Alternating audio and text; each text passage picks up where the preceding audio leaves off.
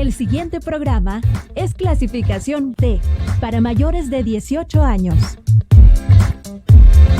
Dirección de Espectáculos Públicos, Radio y Televisión. Ministerio de Gobernación. Es TV, Canal 67, presenta una entrevista con veracidad, profesionalismo, carácter y objetividad. Iniciamos con Casos y Soluciones, conducido por Alfredo Villarreal.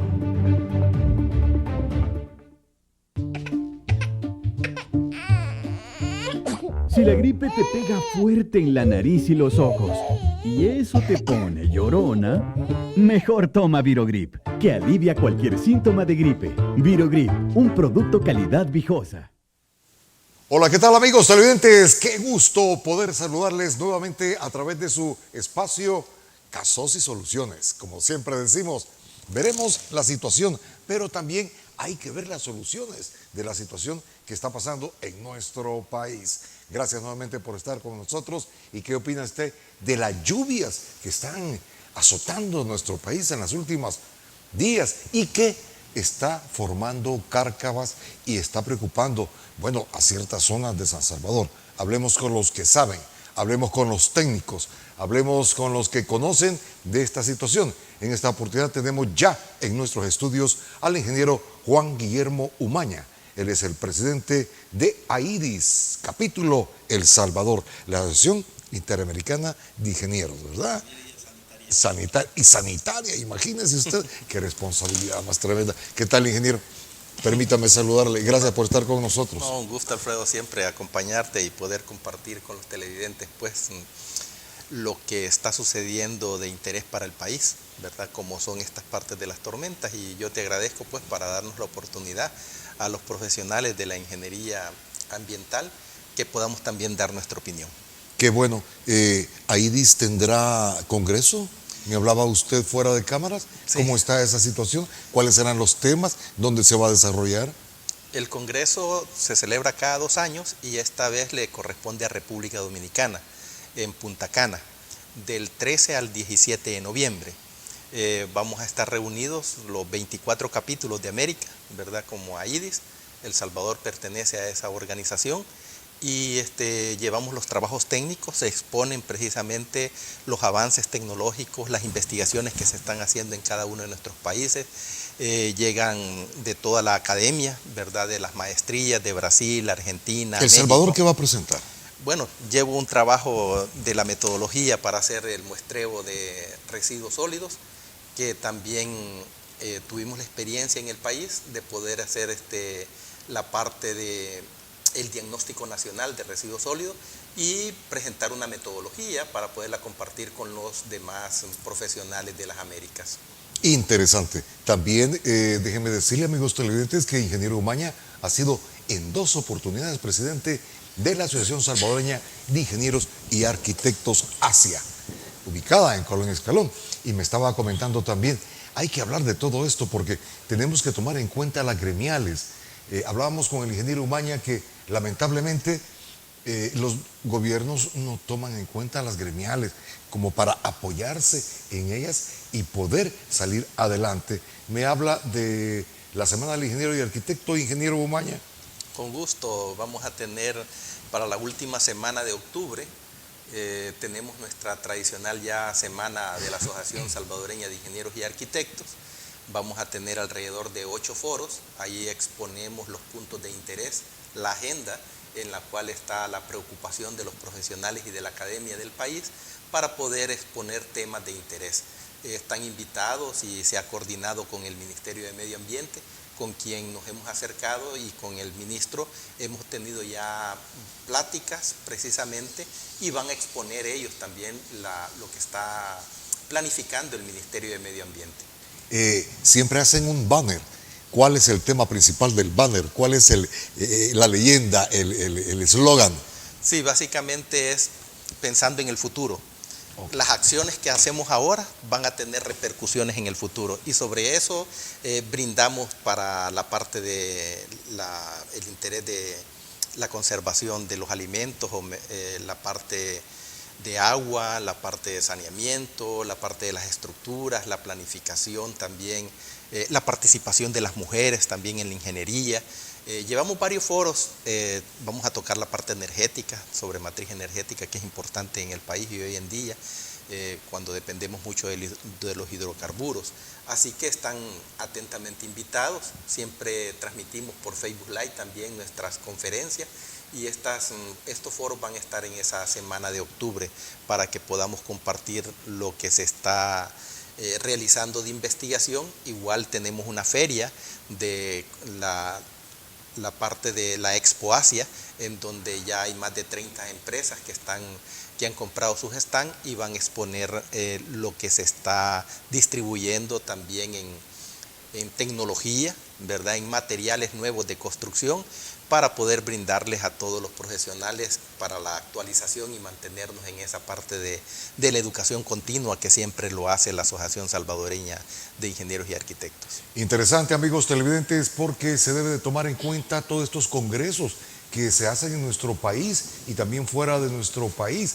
Es las gremiales, la academia que está dando sus aportes, y esos informes pues deben de tomarse en cuenta. Imagínense, para el futuro, prepararse para el futuro, qué bueno, prepararse para años. Sí, y evaluar que las acciones de ahora van a tener repercusiones en el futuro. Cabal. Que esa es la parte interesante, ¿verdad? Muchas veces pensamos que lo que estamos haciendo ahora no nos va a poder cambiar o modificar, y precisamente de esos temas son los que tenemos que hablar. Muchas veces decimos, eso es lo que puedo comprar hoy, pero tal vez no es la mejor opción, o estas son las acciones que puedo hacer, y en el futuro vamos a tener problemas. Las cárcavas, por ejemplo, son repercusiones de lo que no hicimos o lo que hicimos en el pasado. De eso mismo vamos a hablar. Está afectando. De eso mismo vamos a hablar, y es el tema principal, amigos televidentes, que tenemos en esta oportunidad con el ingeniero Juan Guillermo Umaña, presidente de AIDIS y 2 veces presidente de ASIA, de la Asociación Salvadoreña de Ingenieros y Arquitectos, de las cárcavas. ¿Por qué tenemos estas cárcavas en San Salvador? Y hablaremos y le preguntaremos al ingeniero, ¿se está hundiendo San Salvador? ¿Se está hundiendo la capital salvadoreña? Pero bien, para tener un marco de referencia, tenemos preparado, nuestro reportero nos ha preparado un documental, por decirlo así, una nota informativa, mejor dicho, para que tengamos un marco de referencia de lo que vamos a conversar con el ingeniero Juan Guillermo Umaña. Así que, producción, por favor, adelante con el video. El titular del Ministerio de Obras Públicas asegura que este problema no es nuevo y que lleva años causando preocupación a los vecinos. Vamos a construir una bóveda de 125 metros de longitud aproximadamente. Con esto pues actualmente pues tienen una tubería de 60 pulgadas, y con este proyecto pues vamos a incrementar el área hidráulica que tienen estos colectores. Luego de que nosotros hayamos terminado con los trabajos del mejoramiento del área hidráulica, pues vamos a sellar este acceso que hemos construido, y vamos a sembrar cerca de 60 árboles aproximadamente en este sitio, y vamos a restituir el espacio que tienen, el área verde que tienen las familias de este sector. La obra tiene una inversión de 1.5 millones de dólares y el funcionario dijo que espera culminar próximamente en 60 días. Se han formado cárcavas a lo largo del tiempo, incluso hay diferentes notas periodísticas, hay diferentes avisos de parte de la población, notas que se mandaron al Ministerio de Obras Públicas, a Protección Civil de ese entonces, para poder solucionar el problema. La cuestión es que, se podía cambiar la tubería, pero si solo cambiábamos la tubería y la reemplazábamos por otra de las mismas dimensiones, hubiera sucedido lo mismo, como ha estado pasando a lo largo del tiempo. Estos trabajos evitarán inundaciones y resguardarán la vida de los habitantes de la colonia. Bien, amigos televidentes, esta es la nota de marco de referencia que tenemos para conversar con el ingeniero Juan Guillermo Umaña. Ingeniero, la pregunta que tengo, ¿se está hundiendo San Salvador a través de estas cárcavas? Bueno, la vulnerabilidad de la ciudad de San Salvador ha aumentado por el grado de urbanización que la misma tiene, ¿no? De alguna manera también la falta de restricciones o planificación urbana en ese crecimiento. Y también se agrega lo que nadie puede negar, que es el cambio climático. Y esa situación nos pone todavía en mayores riesgos. Hoy estamos viendo precipitaciones que no son comunes, no son normales. Y precisamente ahí está la demostración del cambio climático, ¿verdad? Que no es ninguna broma, ya lo estamos sufriendo. Y las condiciones de urbanización y toda esa parte que hemos impermeabilizado, pues las bóvedas que se construyeron hace 30 años ya no tienen la capacidad hidráulica de lo que ahora recolecta el sector urbano. Lo otro es que nunca se les han dado mantenimiento. Muchas de estas bóvedas ya carecen del fondo, ya no tienen piso. Y eso precisamente los diagnósticos de hace 10 años ya establecía una serie de bóvedas con estas características. La OPANS hizo un inventario de este tipo de obras, pero no se hizo nada para poder planificar en el futuro, pues, una inversión de esta naturaleza. Y la otra situación es que muchas construcciones que se hicieron hace unos 10 años, que ya estaba la ley prevista de los sistemas de detención para poder retardar estos flujos grandes en los drenajes naturales, no se exigieron como tal. Y entonces hoy tenemos repercusiones de esta naturaleza y es precisamente lo que queremos hablar, ¿verdad? ¿Cómo nos preparamos? ¿Cómo hacemos un país? ¿Cómo construimos resiliencia? ¿Verdad? Que es la habilidad que tenemos para aprender de las lecciones, en donde lo que nos está sucediendo, y como decía el ministro, si volvemos a poner una tubería del mismo diámetro, pues va a volver a fallar. Entonces, estudiar, ¿verdad?, los hidrólogos, hacer todo el cálculo de lo que ahora es el área que se ha impermeabilizado y esos caudales que se reciben en este momento. Esa situación se puede prevenir y debemos de tener un plan para poder evaluar todos los sistemas de drenaje de estas bóvedas, que son el drenaje principal que está siendo afectado. Mucho de esto también los mismos sistemas constructivos, ¿verdad? Bóvedas que se hacían con sistemas de bovedilla y en ese momento golpea algo, un trozo de madera, bueno, nuestros drenajes se tiran refrigeradoras, autos y vienen esas situaciones de corrientes grandes que golpean y afectan las estructuras, pero no existe la parte de mantenimiento ni inspecciones después de los periodos lluviosos. Las mismas obras, cómo se planifican, ¿verdad? Debemos de licitar en invierno y dar las órdenes de inicio para hacer estas cosas en verano, en el periodo no lluvioso, pero eso nunca lo podemos hacer y a veces creemos que eso no se puede hacer, pero es la falta de planificación de la obra pública la que nos está afectando. Y conociendo el periodo lluvioso y el periodo seco, perfectamente podemos hacer estas acciones. Y ahí embargamos a las empresas constructoras, ¿verdad?, que sufren, que van entrando en un periodo lluvioso y en el más fuerte, que es el mes de septiembre, a hacer este tipo de reparaciones. Entonces lo que hacen en el día se destruye por la noche. Y esos son costos elevados que los pagamos todos, pues, por una falta de previsión y una planificación ordenada de la ejecución de la obra.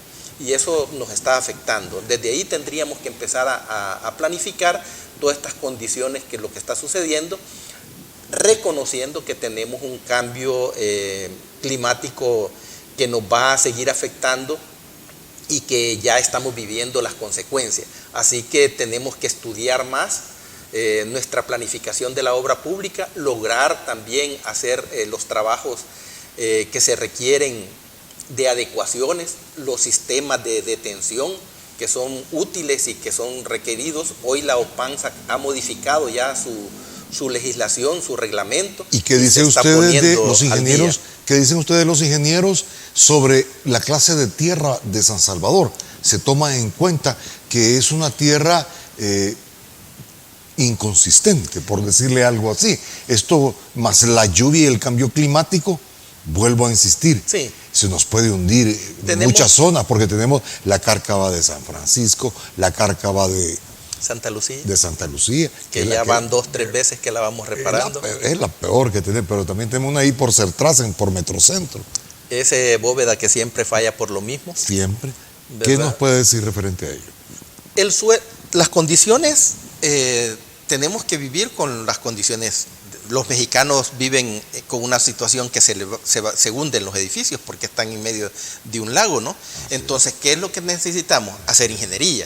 Deberíamos de tener nuestra facultad de ingeniería, ¿verdad? Crear también unos ingenieros con conocimientos en la parte de geotecnia, la parte hidráulica, fortalecer estos diseños. Muy poco se ha hecho de la construcción de un código de construcción, por ejemplo. Hoy en la mañana estuve en un comité de la OSN participando en representación de Asia, en donde estamos discutiendo lo que es una normativa sobre instalaciones hidráulicas en edificios. En este país nadie te supervisa una instalación hidráulica en edificio. Hoy estamos viendo las grandes torres que se están construyendo y la legislación solo ve la alcantarilla afuera del edificio, pero todas las instalaciones hidráulicas en el edificio no hay nadie que las controle. ¿Cómo baja esa agua? ¿Cómo sube esa agua? Los chinos, cuando empezaron a hacer edificios de 50 niveles, ¿verdad? Los primeros niveles se llenaban de excremento, ¿verdad? Porque sin normativa, y eso es lo que le sucede a los países en vías de desarrollo cuando entran con este tipo de edificaciones. Así que hemos puesto en alerta al organismo de normalización para que también podamos tener, a pesar que todos quisiéramos un reglamento, vamos a comenzar con una norma salvadoreña que no es obligatoria, pero que tenemos el arma de los términos de referencia cuando diseñamos y hacemos las licitaciones para que el gobierno tome a cuenta esta norma de instalaciones hidráulicas en edificios. Si seguimos así, en 25 años, ¿qué tenemos, ingeniero? Es lo que hace 25 no hicimos, ¿verdad? Nunca hemos querido... Cada vez se pone más grave la situación. Claro, y necesitamos que las normativas que se puedan actualizar, sean dinámicas. Por ejemplo, desde el terremoto del 86 no nos han vuelto a llamar en el Ministerio de Obras Públicas para actualizar el código sísmico, ¿verdad? Tenemos un reglamento ahí pegado con saliva, ¿verdad? Que no depende de ningún reglamento y la entidad rectora para poder hacer eso. Estamos esperando que suceda otro terremoto para convocar a la academia y a los profesionales de las gremiales de ingeniería para volver a revisar el mismo reglamentito, ¿verdad? O qué estamos haciendo, pues. Y esto ha sido siempre la voz de alerta de nosotros, ¿verdad? En la Semana Asia siempre exponemos las dificultades del ejercicio profesional ante no tener un código de construcción, que sea de manera integral y no parches de varios reglamentos copiados, sino algo que también se adapte a las condiciones propias del país. Pero cada vez la situación está peor, porque no se planifica. Lo que tuvimos que ver planificado hace 25 años, si planificamos, no tuviéramos lo que tenemos ahora. Sí, y fíjate... Y hay gente que está muy preocupada, la gente que vive por las cárcavas. Fíjate que tenemos una oficina de planificación, ¿verdad? La OPANS. Pero que muchas veces le hemos criticado porque se embarca en solo tramitología, pero se llama de planificación y ordenamiento, pues territorial. Tenemos una ley engavetada que nació muerta, de la ley de ¿cómo se llama?, de desarrollo territorial, en la cual nunca se ha implementado y tiene muchas dificultades, pero por buscar una ley perfecta a veces dejamos de hacer cosas. Y eso es una constante preocupación del gremio de profesionales de la ingeniería, que no hemos logrado avanzar, ¿verdad?, a tener reglas claras sobre la parte de normativa y de gestión precisamente del territorio. Los organismos de planificación que se han creado, lo menos que hacen es eso, ¿verdad?, la organización de la planificación del territorio, y eso es lamentable. Tenemos que avanzar. Hoy tenemos un Ministerio de Vivienda también que requiere una actualización de su propia ley, que solo tiene 12 artículos, es bien light, ¿verdad?, la ley de la construcción, y en ese sentido tenemos que sentarnos a planificar. Siempre a los ministros de Obras Públicas les pedimos que nos dejen ese legado, ¿verdad?, de un código de construcción. ¿Y lo han hecho? No, esa es la petición, y hoy la oportunidad que tú me das, pues volverle a pedir al ministro actual de Obras Públicas, pues que se preocupe por lograr tener un código de construcción. ¿Y ustedes no le hacen un documento al ministro diciéndole todo esto? Sí, nosotros precisamente el único medio que tenemos es nuestra Semana Asia, ¿verdad?, en donde exponemos con foros, exponemos con mesas técnicas, pertenecemos bueno, por ley, al organismo de emergencia, ¿verdad? Para poder coordinar, pero en el estado de emergencia siempre se nos pide algo, ¿verdad? Pero es para ¿cómo se llama? Para tapar el momento. Entonces vivimos en un país de bomberos, en donde no logramos tener, digamos, un respiro para poder planificar y poder responder en el futuro a estas cosas. Y la falta de ordenamiento territorial y legislación es parte de las causas en las que estamos en este momento. Perfecto, vamos a seguir, amigos televidentes, con el ingeniero Juan Guillermo Umaña, hablando de esta situación. Lamentable, ¿verdad? Porque no estamos realmente planificando el futuro de la capital salvadoreña, que se está viendo en muchos aprietos. Y también, bueno, no hemos hablado, amigos televidentes, del interior del país, que también tiene sus problemas. Santa Ana, San Miguel. Santa Ana, San Miguel. Volvemos con el ingeniero Umaña en breve. No nos cambie.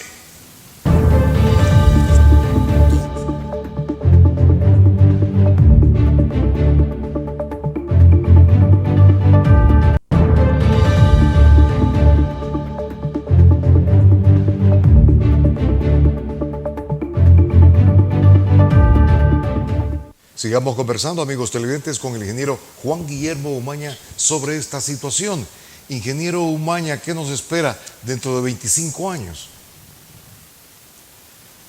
Bueno, tendríamos primero estar consciente que las precipitaciones que se están dando ahora son extremas.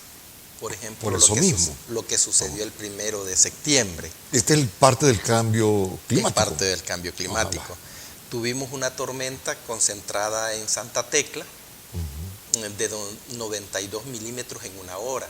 Esto fue la semana pasada. La semana pasada, eso significa 1.55 milímetros por minuto. Eso, de acuerdo a los periodos de retorno, significa un periodo de retorno de una tormenta de 200 años. Esto solo lo habíamos registrado para el MIS. Quiere decir que tuvimos un mini MIS concentrado en esa área de Santa Tecla.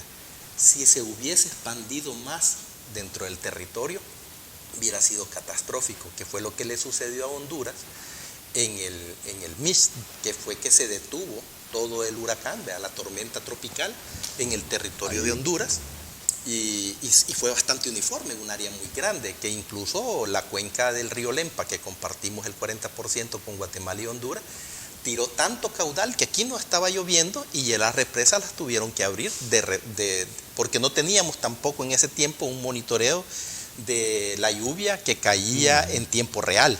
Entonces no se tenían los radares que ahora se tienen, que se está monitoreando en tiempo real las tormentas. Y esto también nos facilita tener mejores datos hidrológicos, que ahora el Observatorio Ambiental cuenta con ello y nos está reportando en el momento de esa situación. Y ahí está el registro, que es sorprendente, de 92 milímetros en una hora. Así que por suerte no fue un área grande la de la tormenta, como tú me decías, que a veces es sorprendente que vamos por la carretera y está lloviendo y de repente el otro lugar ya está seco y soleado, ¿verdad? Las tormentas no se distribuyen en forma uniforme en un territorio, gracias a Dios, pues porque de esa forma serían desastrosas las cantidades y volúmenes de aguas en las escorrentías, ¿verdad?, que podrían sufrir estragos. Y este fue el momento de que se ubicó en esta zona alta de Santa Tecla y que venía con fuerza hacia la parte baja.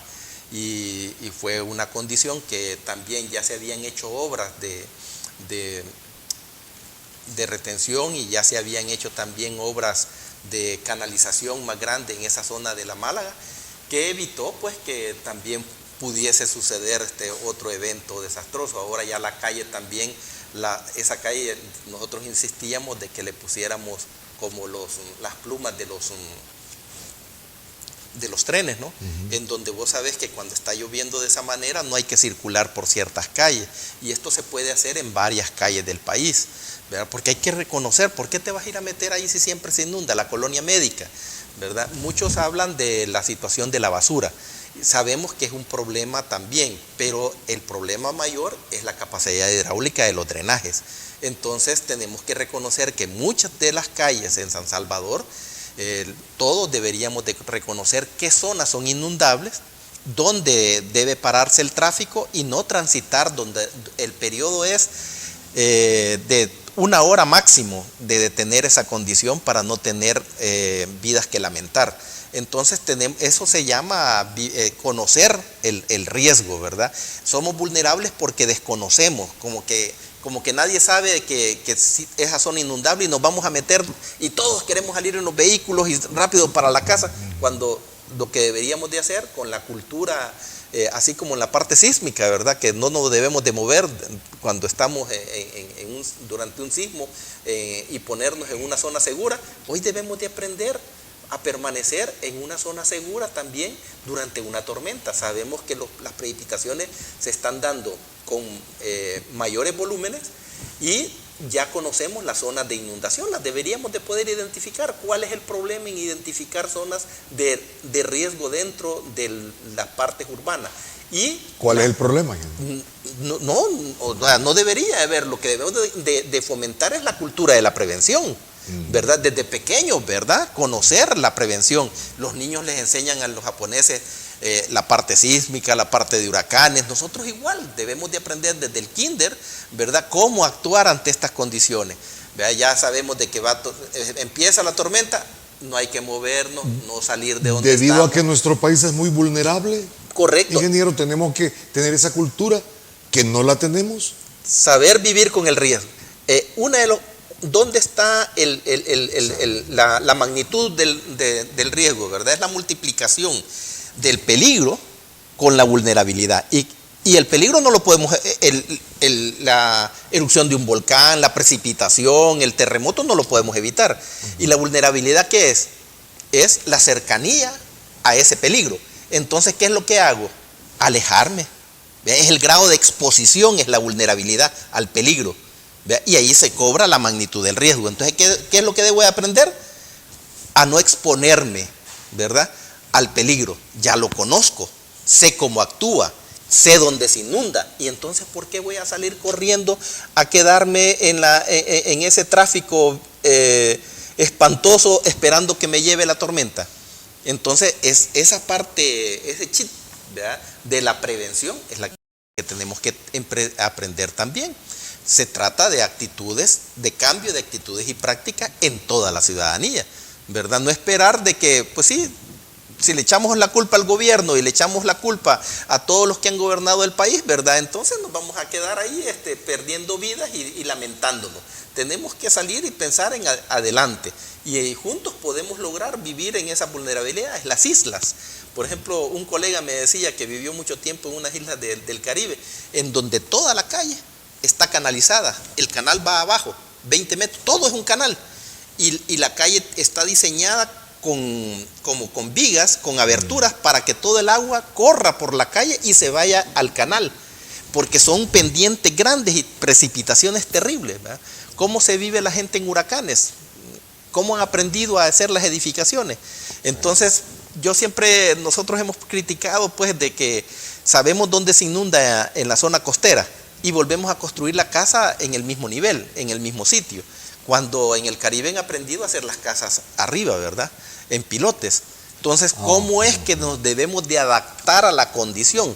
Queremos ir a la costa a tener ganado, ¿verdad? Y cuando ahí deberíamos de sembrar, ¿verdad?, arroz en zonas inundables, pero queremos adaptar a la fuerza, querer que se adapte a nosotros el ecosistema. Entonces, conocemos las condiciones de vulnerabilidad. Si las conocemos, debemos de tener cambios en nuestras actitudes y prácticas, de tal forma que seamos menos vulnerables. Ahora bien, si nosotros conversamos esto del Bajo Lempa, todos los años el Bajo Lempa se inunda, todos los años en el Bajo Lempa se hacen elevaciones, no sé cómo le llaman ustedes los ingenieros, sí, son contenedores. O las casas elevadas. ¿Dónde has visto en la costa aquí salvadoreña casas elevadas? Muy raro, ¿verdad? Casi no. Pero ¿qué pasa con el Bajo Lempa? Hay un señor ahí en el Bajo Lempa que un video que puso garruchas en toda su casa y levanta las mesas, los sillones y todo con la garrucha y lo sube al techo, ¿verdad? Porque él ya sabe que se va a inundar. ¿Sí? Sí. Está aprendiendo a vivir con el problema. Qué bien podría ser elevar su casa, ¿verdad? Por ejemplo, nosotros cuando trabajé en Fundasal allá por los años 89, 90, hicimos unas casas en la parte de Usulután, en Puerto Parada, y el proyecto ese, vimos la elevación que tenía en ese momento las inundaciones y elevamos las casas, están como a 1.20, y las letrinas no existían, las jaboneras, le llamábamos de trono, y pusimos letrinas también elevadas, de tal forma, y la gente tenía el cultivo en esa zona y perdía también el cultivo. Entonces dejamos que cultivaran en la zona elevada para que durante las inundaciones el cultivo permaneciera y no perdieran su cosecha, y las casas en la parte baja, ¿verdad? Pero las elevamos para que tampoco perdieran sus bienes, de tal forma que aprendiéramos a vivir con eso. Lo hicimos en 1989 con Fundasal. Yo estaba egresado cuando Proyecto Integral 27 de... Hace 30 y pico de años. Sí, si todos los proyectos los planificáramos y previniéramos y reconociéramos las condiciones locales, entonces nos preparamos. Y eso es ingeniería. Bueno, ¿y qué pasa con el Bajo Lempa? Le vuelvo a repetir. ¿Cuál Sí. es la alternativa del Bajo Lempa? Si vamos a vivir en esa zona, tenemos que adaptar. Ya sabemos hasta dónde llega la zona de inundación. ¿Por qué se inunda? Porque llega a una planicie donde ya no tiene ningún cauce. Y entonces el río se sale. Alguien decía que es un negocio ya establecido. Realmente, yo trabajé para una empresa israelita que nos mandó a hacer un diagnóstico en la parte del río Bajo Paz, Lempa. del río Paz.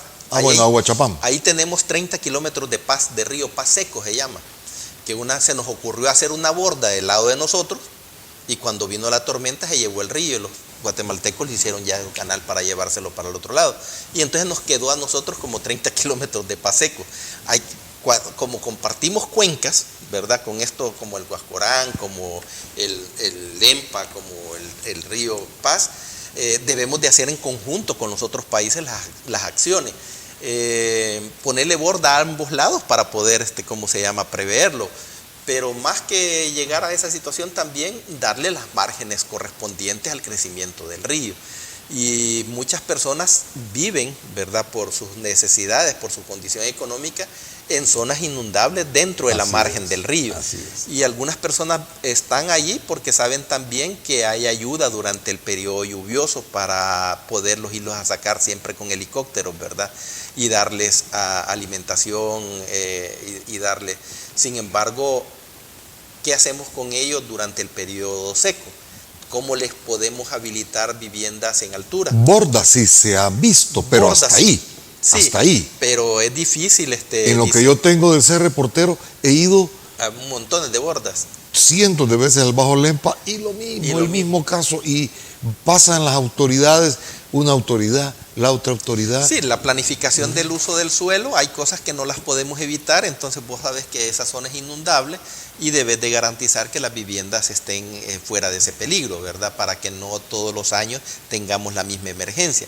Vivir todos los años bajo la misma emergencia parece de loco, ¿verdad? Pero es lo que sucede. ¿Cómo lo podemos explicar? No sé, ingeniero.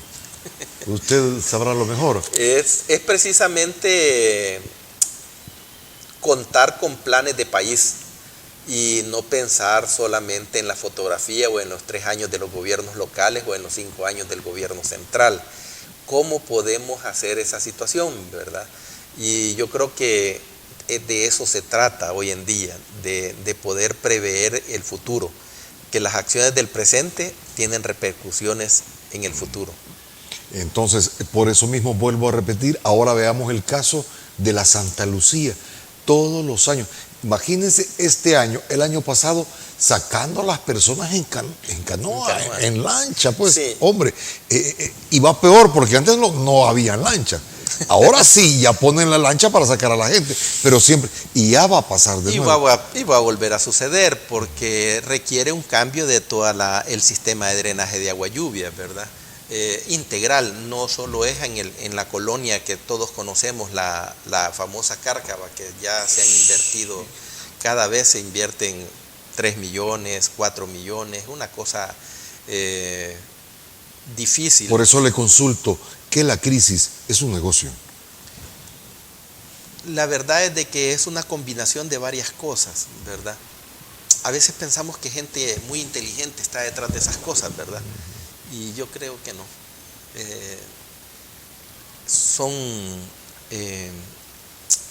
Yo creo que los gobiernos llegan con buenas voluntades. Sin embargo, las necesidades, las prioridades y las cosas se les caen de momento y viven en una constante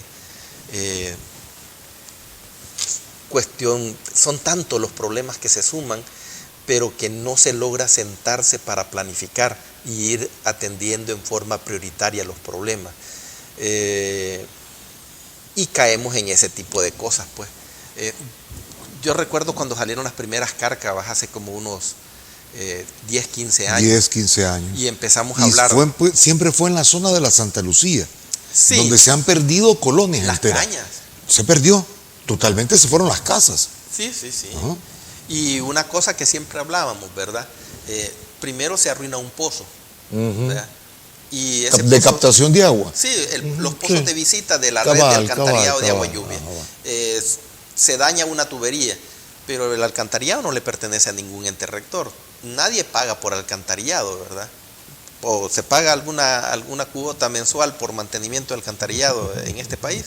No. Cuando existía la Dirección de Urbanismo y Arquitectura, pues había un ente rector. Cuando desaparece, queda eso ausente, se lo dan a las alcaldías. Las alcaldías no cobran ningún 5 por alcantarillado. Entonces, ¿de dónde puede salir el mantenimiento? Es lo que sufríamos con las carreteras, ¿verdad? Hasta que se creó el fondo fovial, Ya. ¿verdad? Entonces tenemos que planificar, porque Volvemos las a cosas eso. tienen costo. No es justo que lo paguemos de una sola vez, 3.5 millones por Cárcava, 1.5 por Bóveda, condiciones que están saliendo cuando lo podemos poner dentro de un presupuesto normal para tener la prevención. Entonces, ahí es donde tenemos la habilidad a los administradores de la cosa pública para que puedan planificar. Ya directamente. Bien, amigos televidentes, vamos a nuestra última pausa para seguir conversando con el ingeniero Umaña y vamos ya a la última parte para las conclusiones y la despedida. No nos cambie, estará interesante porque vamos a ver por qué no se toman en cuenta los informes que las gremiales presentan. Hacen año con año. ¿Qué será? Ya volvemos.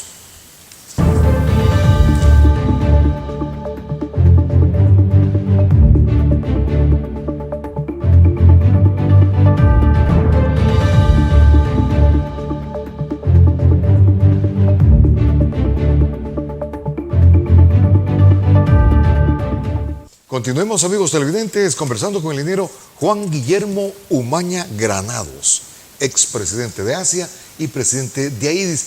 Ingeniero, es una falta de cultura educativa no tomar en cuenta los informes de ustedes, las gremiales, principalmente la de ASIA, cuando hemos conversado durante todo el programa que nuestro país es muy vulnerable. Pienso que la falta de estructura misma de cómo está organizado nuestro país, nuestra sociedad. Por ejemplo, hemos luchado, la existencia de ASIA de 92 años es por una ley de colegiación, ¿verdad? De tal forma que los profesionales tengan también una mejor organización y puedan prestar mejores servicios a terceros, igual que poder servir con mejor capacidad a la sociedad misma. Entonces, desde ahí vienen los problemas de organización estructural de una sociedad. La misma falta de normativas y reglamentos te dice mucho, ¿verdad? Por eso somos llamados países subdesarrollados, ¿verdad? El subdesarrollo tiene todas esas falencias, ¿verdad? Esas características que nos hacen precisamente un país o en vías de desarrollo, como les gusta ahora hablar de nuestros países. Pero es precisamente ordenar un país no es fácil, ¿verdad?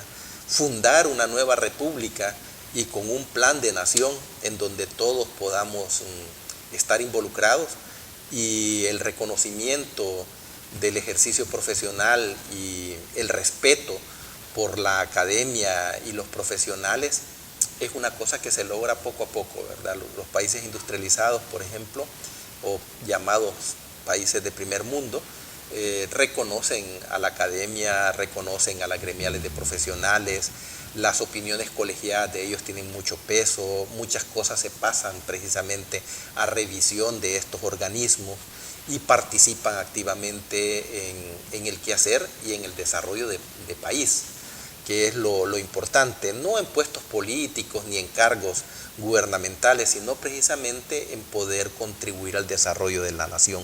¿Cree que estamos haciendo el concepto idoneidad en los cargos? Eso también viene por una falta de una ley, ¿verdad?, de competencias para adquirir los cargos. Siempre hemos puesto en la mesa la condición de que se deben de dar precisamente por la idoneidad.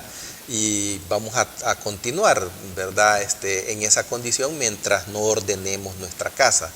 Y pues tampoco eso es garantía de tener buenos administradores, ¿verdad? Pero se puede fallar menos, o se puede tener también porque muchas veces llevar una persona con ese conocimiento, muchas veces se cree que solo él puede pensar por todos, ¿verdad? Y la parte también de hacer equipos, de saber escuchar, de poder escuchar opiniones, de respetar la especialidad. Nos falta mucho avanzar en eso, Alfredo. Yo creo que podríamos pasar hablando toda la noche sobre esa situación. Lo importante es que se tenga en cuenta los asesores a los que se contraten dentro de las instituciones públicas. Otra falta de idoneidad en los asesores. Sí. La situación, precisamente esas cosas son las que tenemos que meditar, ¿verdad?, como país. Yo creo que en la medida que vayamos avanzando como sociedad, por ejemplo, hay un anteproyecto de reforma de la Constitución que hoy nos dio una buena noticia el vicepresidente de la República, que lleva precisamente lograr tener la ley de colegiación, en donde también habla de la participación de los profesionales en la parte de opinión, ¿verdad?, colegiada en los asuntos de interés de la nación en lo que respecta a cada especialidad, a los médicos con la parte de salud pública, los ingenieros en la obra pública, y de esa manera podernos ordenar. También ustedes siempre han trabajado en la colegiación, ingeniero, y hemos sabido que no camina esta situación en la Asamblea Legislativa. Sí, siempre hemos llevado anteproyectos y tenemos la esperanza que ahora, de la mano del vicepresidente de la República, que el doctor Ulloa, pues ha sido gremialista, conoce desde sus orígenes esta lucha de los profesionales, y nos recibió en el despacho a las organizaciones gremiales y nos mostró y ha compartido con nosotros esta reforma. Así que ahora que hay también una correlación positiva para el gobierno, las propuestas del gobierno tienen mayor viabilidad al tener una mayoría en la Asamblea Legislativa. Y como veo muchos jóvenes profesionales dentro de la Asamblea, tenemos la esperanza también que estos jóvenes reconozcan la importancia de las opiniones colegiadas, y muchos de ellos tienen maestría y tienen mucha capacidad intelectual, a quienes también les pedimos pues que le pongan interés a esta situación, no por intereses particulares o como han estado siendo sometidos siempre los diputados, ¿verdad? En un canje de moneda te doy esto, pero si me das lo otro, ¿verdad? Yo creo que con estos diputados podría ser más transparente y lograr tener al fin y al cabo una constitución que reconozca el interés público, lo que son los servicios profesionales. ¿Cree usted, alguien hablaba de la refundación de la República, cree que poco a poco estamos llegando a ello?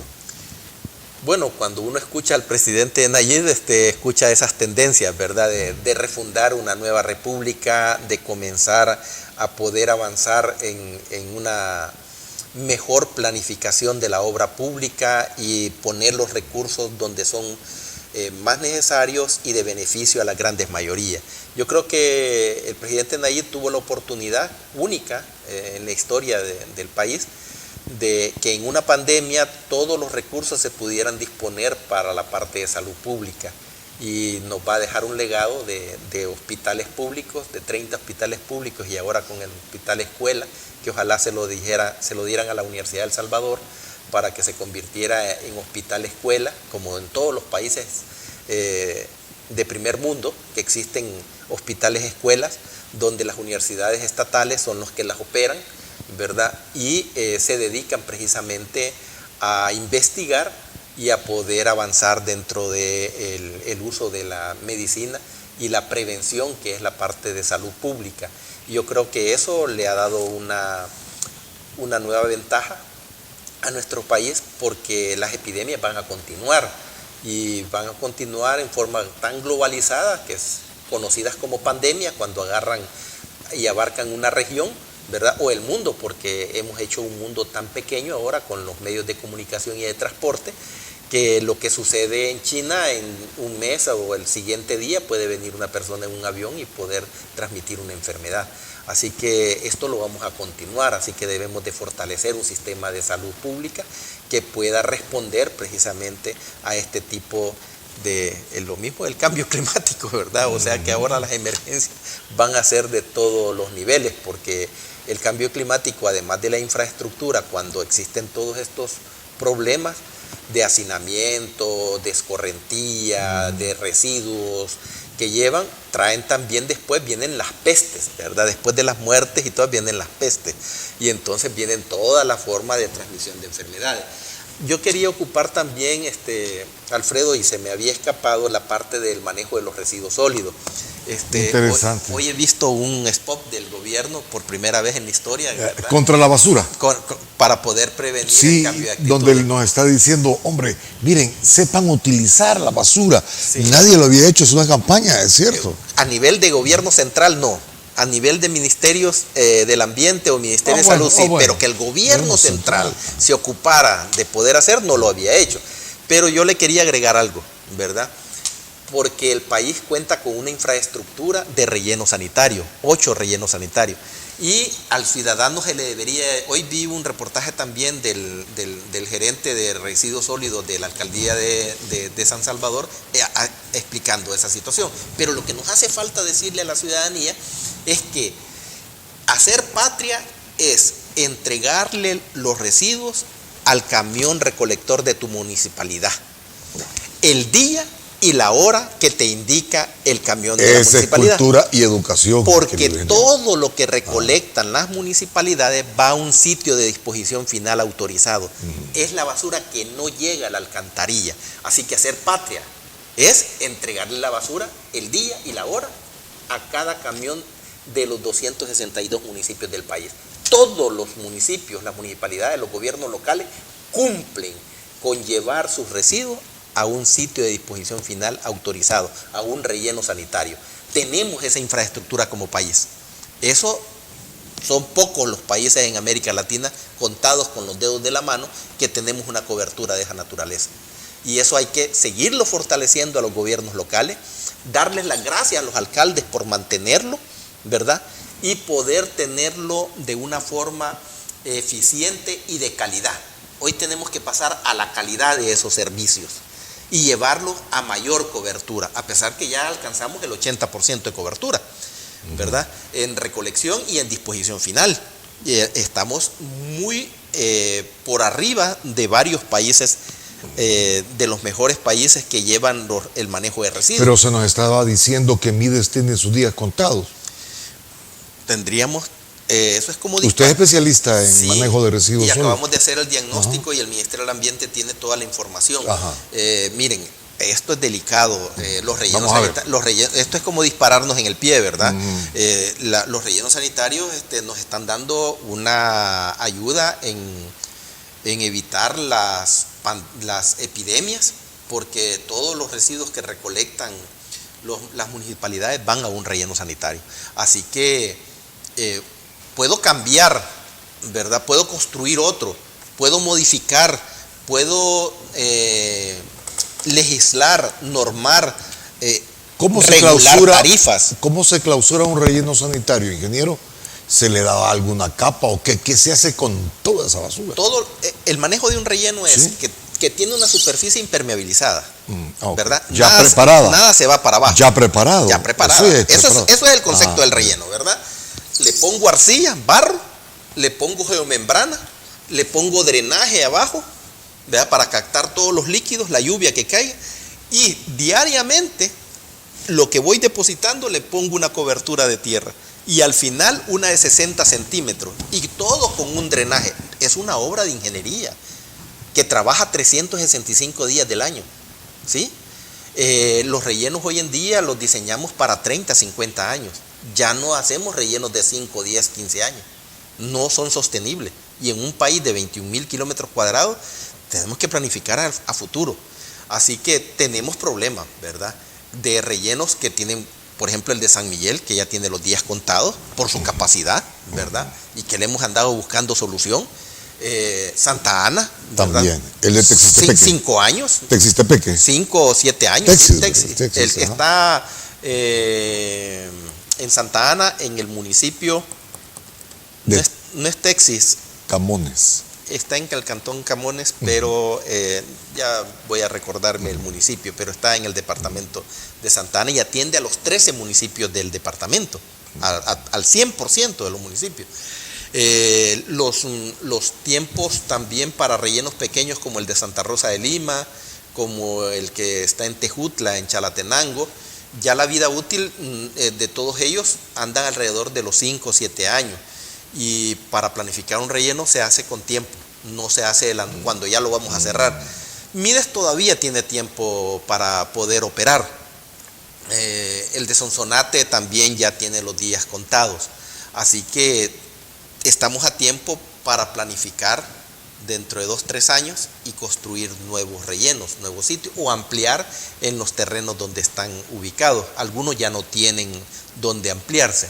Por eso hay que buscar un nuevo sitio. San Salvador, el área metropolitana, podría planificar uno, ¿verdad? Que sustituya en el futuro a Mides. Pero eso precisamente, me salté el de La Libertad, que también tiene su capacidad de 10 años adicionales. Estamos con una infraestructura que no se construyó ayer, ¿verdad? Esos rellenos comenzaron, algunos ya tienen más de 15, 20 años de operar. Porque todo empezamos a operar rellenos como en el 98 con el primero de Mides mecanizado y tenemos 8 rellenos mecanizados con básculas, ¿verdad? Que pesamos diariamente lo que recibe, están impermeabilizados, tienen drenaje, captan los líquidos percolados, ¿verdad? Conocidos como lixiviados, y tenemos una infraestructura que con mucha honra, ¿verdad? Y satisfacción a todo el personal del Ministerio del Ambiente que ha trabajado durante los últimos 20 años. Es un logro profesional que hay que reconocerlo. Pero sí, los salvadoreños tenemos esa cultura del manejo de los desechos sólidos. ¿Por qué? Porque no depositamos el desecho orgánico acá, las latas acá. Pero más que separar. Ajá, separar, separar. Esa es la palabra. Esa es la otra etapa que vamos, ¿verdad? Ajá. Por ejemplo, la nueva legislación, la ley que ha emitido el gobierno, lleva ya la parte de promover la separación en el origen. Pero tenemos que seguir batallando contra el que abre la ventanilla del vehículo y la tira, ¿verdad? El que va por la calle y deposita en cualquier lugar. Ese problemita que tenemos aún, ¿verdad? Es un 20%, ¿verdad? Que queda regado. Y eso es lo que nos está causando problemas. Sin embargo, hay que continuar en esa parte, hay que fortalecer la parte desde pequeño, desde el kinder, ¿va? A depositar la basura en su lugar. Y ya sabemos que al depositarla en un basurero y entregarle el día y la hora al camión recolector de la municipalidad, estamos haciendo patria, porque ese residuo ya no va a ir a ningún río, ya no va a llegar al mar. Imagínate qué qué interesante que contamos con esa infraestructura de país, deberíamos de sentirnos orgullosos de eso y hacerla cumplir. Nos están diciendo que Cerrón Grande está inundado de basura. Ese porcentaje pequeño que queda todavía, ¿verdad?, de cobertura. Por ejemplo, hay municipios que logran hasta el 95-98% de cobertura de recolección. Lagos, ríos están siendo porque tenemos receptores de basura. Sí, imagínate que llegara, que ese 85-87 llegara, ¿verdad?, fuera espantoso.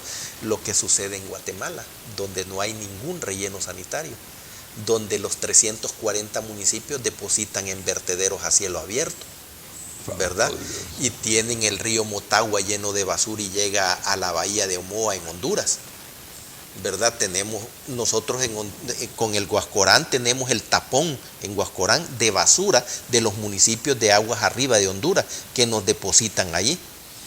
Guatemala tenemos aquí toda la parte del Lempa y que nos lleva, y que el Lempa lo ocupamos para abastecimiento de agua.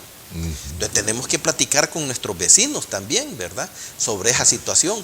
Así Y esto es subsistencia. de subsistencia. Sí. Ingeniero, mil gracias por haber estado acá. No, Tenemos que seguir conversando, ingeniero. No. ¿Qué dice usted para conversar sobre los ríos, el EMPA, la vida del EMPA y los lagos en nuestro país? Sí, hablar de cómo nos interrelacionamos con los países centroamericanos, ¿Cómo no? con nuestros vecinos, ¿va?, con Honduras y Guatemala. Ese llamado triángulo, ¿verdad?, nos unen no solamente las costumbres, por ejemplo, con quien más nos parecemos con los hondureños en la forma de hablar. Así es. Cuando vamos a los congresos de estos de AIDIS y nos juntamos todos los 24 países, los capítulos, estamos en una mesa los centroamericanos, porque estamos por región también, y muy difícilmente nos pueden decir quién es salvadoreño y quién es hondureño. Fíjate, interesante la forma de hablar y las costumbres que tenemos. Toda la razón. Pero los otros tienen, Guatemala tiene su forma, su cantadito. Nicaragua también, los ticos se diferencian, ¿verdad? Pero entre El Salvador y Honduras nos parecemos muchos. En pronto le estaremos invitando para desarrollar estos temas, amigos televidentes, que son muy importantes. Y antes de despedirnos, no me voy a quitar esta iniciativa. Ya iba a esconder la mascarilla, sigámoslo ocupándola y saber, ingeniero, no hablamos de la mascarilla también, que la estamos votando. Que la estamos votando en cualquier parte. Sí, y se está viendo en las alcantarillas, ¿verdad? Está llegando también a los cuerpos de agua, porque una vez que se nos cae, ya no la queremos levantar, ¿verdad? Y ese es del uso personal y esa situación, sí, tenemos que aprender a ser responsables con nuestros residuos.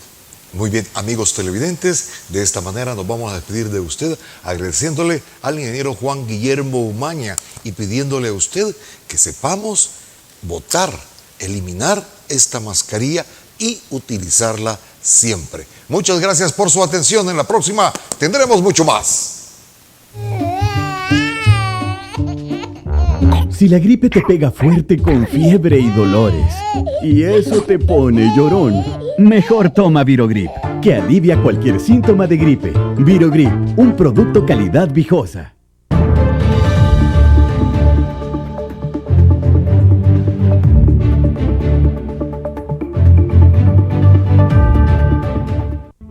Los conceptos vertidos en el programa anterior son responsabilidad directa de quien los emitió. En ningún momento representan la línea editorial de esta estación televisora.